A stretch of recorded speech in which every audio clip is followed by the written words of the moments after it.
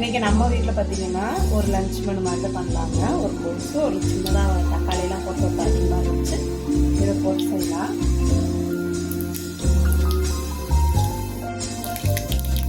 கடுகு, கொஞ்சம் சீரகம், கொஞ்சமாக கடலைப்பருப்பெல்லாம் போட்டுக்கலாம்.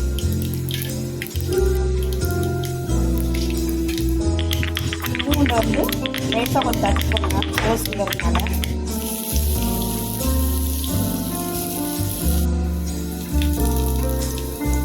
பெரிய வெங்காயம் ஒரு கை பிடிக்கலாம்.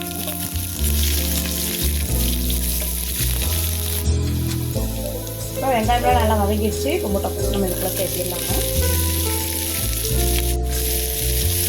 இதெல்லாம் கலந்துக்கலாம். கொஞ்சமாக தேங்காய், 2 பச்சை மிளகாய், கொஞ்சமாக கருவேப்பிலை, ஒரு 1/4 ஸ்பூன் வந்து சீரகம், இது எல்லாத்தையும் நம்ம அரைச்சி வந்துடலாம். இப்போ அரைச்சி வச்சது எல்லாத்தையுமே நம்ம முட்டை கொசுல சேர்த்திடலாங்க. தேவையான அளவு உப்பு போட்டுக்கலாம். கோஸ் இந்த மாதிரி ஒரு டைம் செஞ்சு பாருங்கள், ரொம்ப டேஸ்ட் நல்லாயிருக்கும், டிஃப்ரெண்ட்டாக இருக்கும். தக்காளி சாப்பாடுக்குலாம் ரொம்ப நல்லாயிருக்கும். நான் இன்றைக்கி வந்து ஒயிட் ரைஸ் தான் பண்ணி வைக்கிறேன். கோஸ் கொஞ்சம் வேகட்டும், அதனால் க்ளோஸ் பண்ணி மூடி போட்டு மூடிடலாம்.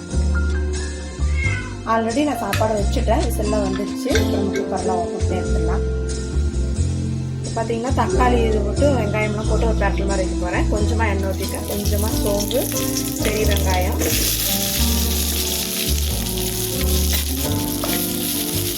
எமர்ஜென்சிக்கு சீக்கிரமாக கொஞ்சம் லேட்டாக எழுந்திரிச்சேன். ஒர்க்கு பார்க்க போகணுங்களா, லேட்டாக எழுதுங்க, அதனால் சீக்கிரமாக முடிச்சிடலான்ட்டு இந்த மாதிரி ஒரு ஐடியா பண்ணிக்கிறேன்.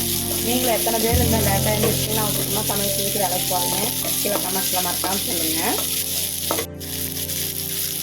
குண்டு மிளகா நான் சேர்க்குறேன், ஏன்னா பெரிய மிளகா வந்து நான் சேர்க்குறேன். காரம் சேர்க்குற மாதிரி அதை வந்து சேர்த்துக்காங்க.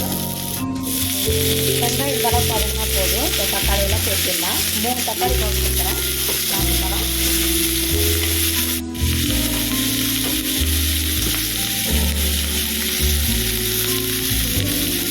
இதுக்கு தேவையான உப்பு போட்டுருக்காங்க.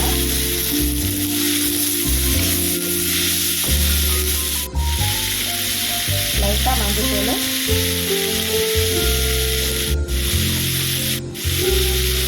1/2 ஸ்பூன் வந்து தனியாத்தூள், கொஞ்சம் டிஃப்ரெண்ட்டாக இருக்கிறதுக்காக கொஞ்சம் கஸ்தூரி மேத்தி சேர்த்துக்கோங்க. இதெல்லாம் போட்டு இப்போ வதக்கிடலாம். இப்போ தக்காளி தொக்கு பார்த்தீங்கன்னா இதை அரைச்சிட்டோம்னா இது ரெடி ஆயிடும். கொஞ்சம் சூடாக இருந்ததுக்கப்புறம் மிக்ஸி ஜாரில் போட்டு அரைச்சிடலாம். இப்போ கோஸு வந்து பொரியல் ரெடி ஆயிடுச்சுங்க. இது கொஞ்சம் டிஃப்ரெண்ட்டாக இருக்கும். நீங்களும் உங்கள் வீட்டில் செஞ்சு பாருங்கள், ரொம்ப நல்லாயிருக்கும். சிம்பிளாக லஞ்ச் மெனுங்க. அவசரமாக எழுந்திரிச்சதுனால சிம்பிளாக செஞ்சுட்டேன். உங்களுக்கு இந்த இது பிடிச்சிருக்குன்னு நினைக்கிறேன். பிடிச்சிருந்தா உங்கள் ஃப்ரெண்ட்ஸ்லாம் ஷேர் பண்ணுங்கள், கமெண்ட் பண்ணுங்கள். மறக்காமல் சப்ஸ்கிரைப் பண்ணிவிட்டு பக்கத்தில் இருக்க பெல் பட்டனை கிளிக் பண்ணிக்கோங்க. நம்ம அடுத்த வீடியோவில் சந்திப்போம். கொஞ்சம் டிஃப்ரெண்ட்டாக பார்க்கலாம்.